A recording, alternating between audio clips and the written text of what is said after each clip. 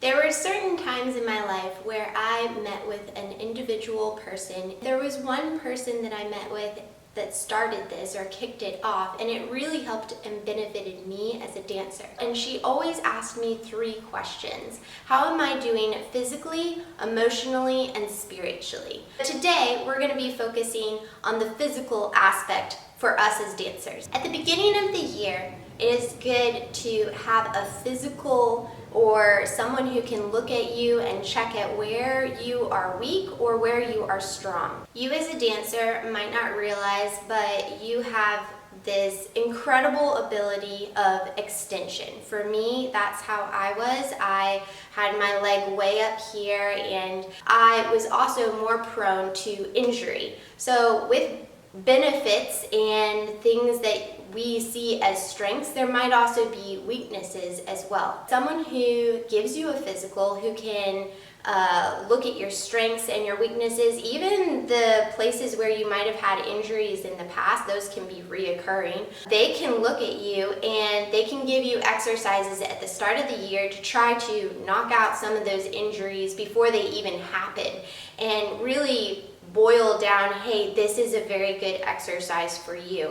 And I've talked to a lot of dancers, I've even read different things about it, where dancers think that they are so strong in this one area, they might be able to do a massive amount of push-ups, but they're not using their core like they're supposed to be. You really need to be able to talk to someone who's educated in different areas and educate yourself, but also go to a person who is educated. I eventually was reading in a certain book, and my mom got this idea, and she was like, we need to go get this physical done and have someone evaluate you because you seem to keep on getting these reoccurring injuries.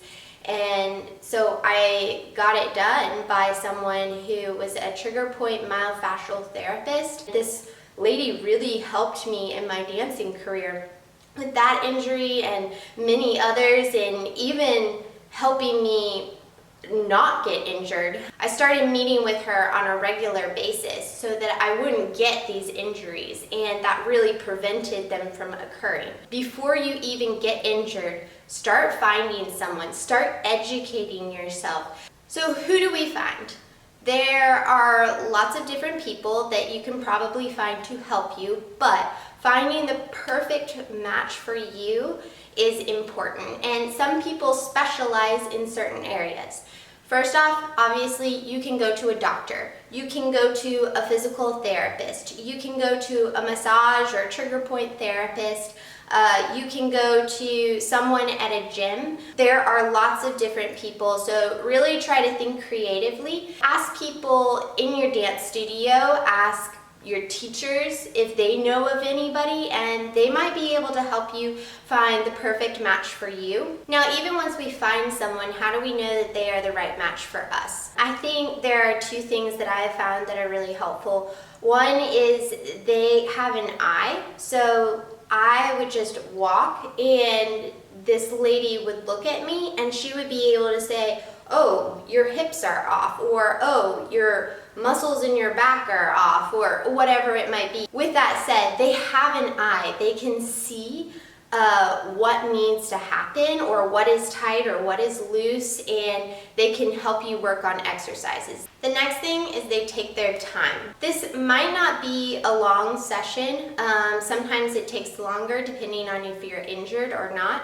But they take their time to evaluate. They take their time to evaluate you as a person. This lady, again, she would lay me out on the table and she would do different things with me to try to find out, this is strong, this is weak, but she would also know just through looking at me. She would just take, I don't know, an hour of her time, sometimes longer because she was really sweet, to massage me out as well. It's people who love their job and they're really gifted in it, and they take their time with you to explain things, to educate you. Those people are really wonderful to work with because you are growing and learning as an individual how to manage and keep your body running as a dancer to its full potential.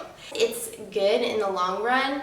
I know that I get really frustrated when I don't find that person right off. It just takes a while. So be patient with yourself as you try to find the perfect match for you to work with that person, because it will benefit your dancing in the long run. Some quick things just to ask when you're there is, how is your strength? How's your flexibility? And then how's your core? Because if your core is not strong, then nothing, like you think of an apple. If the apple or the core of the apple is bad, well, you probably don't want to eat the outside. So you really want a strong core. Just get good at asking questions. Usually the people, if they like their job, they'll be excited that they want to share their expertise, and you get to grow as a dancer. So just get good at asking questions. Sometimes for myself, before I'm even walking in there, I write down just a list of questions that I want to ask them, and then if I forget, like, I can just look back on my phone really quickly. For those who are injured, I would really encourage you, if you haven't gone and sought out help, go find help. This is a little bit of a balance here. I grew up with a teacher who told me, you know, you're gonna always have aches and pains. Dancers always have aches and pains, and that is true to a degree, but I took that into my mindset of, I just need to grin and bear it, and I need to keep on pushing on, and I need to sit out sometimes and just ice, and I'll be better the next day. And the next day came and I wasn't better, and I kept on sitting out and I kept on icing, and those are days that are missed, and that's dancing that you have missed, and that affects you in the long run. And so if these things aren't really working, then go get help, because I want you to be happy and healthy and well. Yeah, it's just so much better for you, and your teacher will thank you for it in the long run.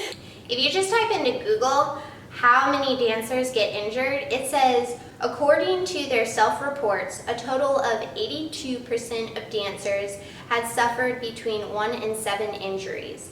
The foot and ankle, 40%, was the most common site of injury, followed by the lower back, 17%, and the knee, 16%.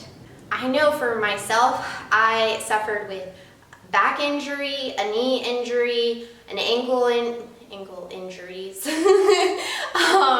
feet injuries, even an elbow injury actually. I suffered a lot of injuries through dancing, and so just being aware of that and educating yourself to be prepared and even to have the mindset, you're gonna be okay. Staying hopeful, you're gonna get through it. So lots of dancers struggle with injury, and you can get through it, you can get better. There are people out there that can help you as an individual. Football players, other athletes, they just have these different people who work on them, and I think the dance world has been a little bit slow in terms of, we need to cross-train our dancers, we need to, you know, do injury prevention right from the get-go. And so just be aware that this is something that needs to become more center front, I guess is what I'm trying to say. Center front. People just need to work on it and be more aware of. So this is The Dancer's Way.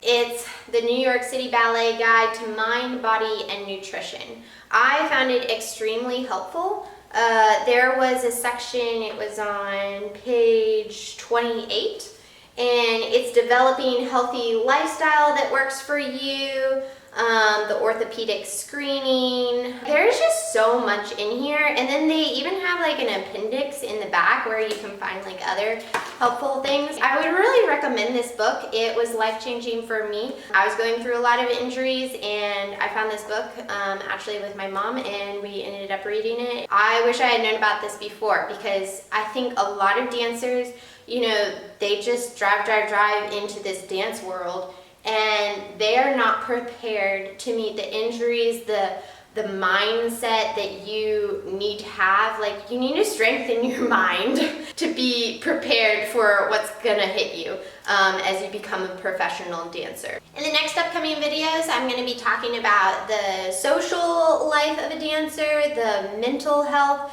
as a dancer, and then just for me, I'm a Christian, so the spiritual life as a dancer, if you're interested in that as well. So just stay tuned to check out more, and if you like this video, click like and subscribe, and you can see some more. Keep happy, healthy, hopeful,